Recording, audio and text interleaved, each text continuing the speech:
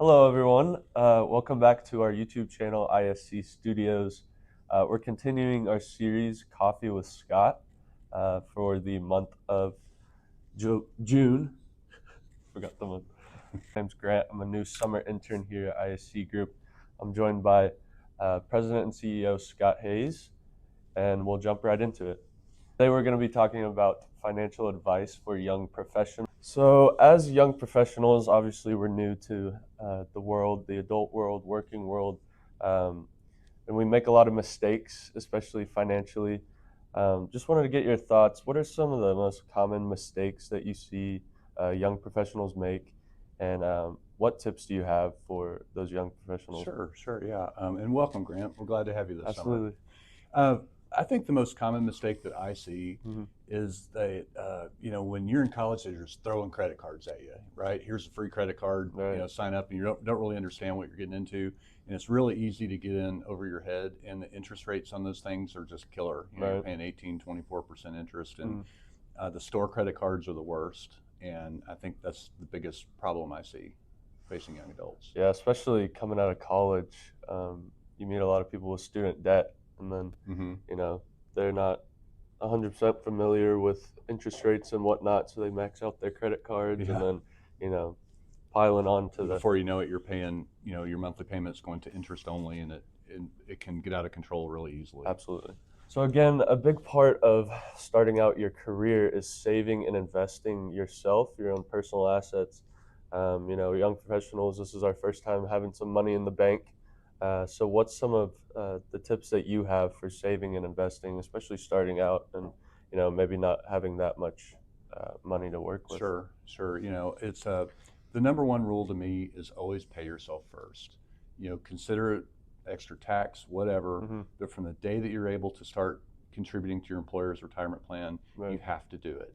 A lot of times your employers are going to match your contributions up to a certain percent, say it's 5 or 6% of your salary.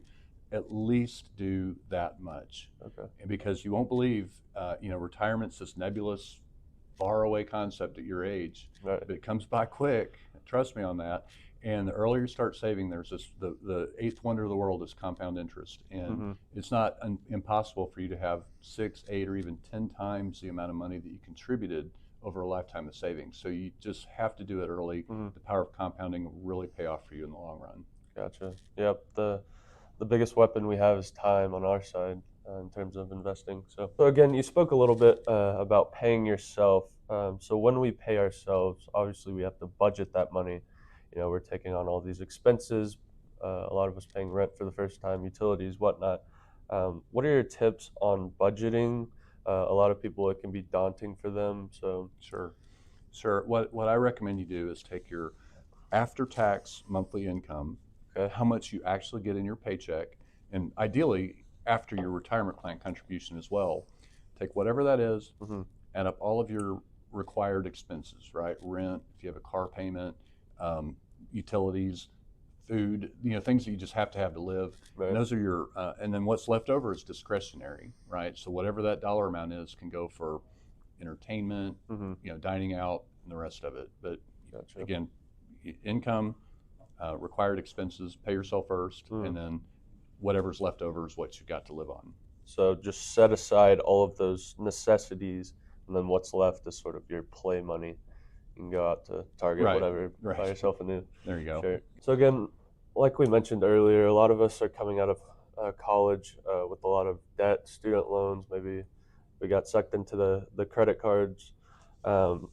So what's your advice on paying off that debt? I know that's a big part of what we do here at ISC is helping people and advising people on student loan debt or whatever debt that may be. Maybe just for the viewers, some basic things to know about paying off debt. Yeah, first, live within your means, don't overspend. But to the point that you have student loan debt, there's a minimum amount that you're required to make based on income. But oftentimes that minimum that's set by the government doesn't even cover all of the interest. And so if you're only making that minimum, your actual principal that you owe can grow over time.